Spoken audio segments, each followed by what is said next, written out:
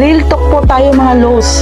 Ito ang realidad kapag pinasok mo ang mundo ng digital creator. Huwag mong aasahang susuportahan ka ng ibang taong nasa paligid mo o ang ibang totoong kakilala mo.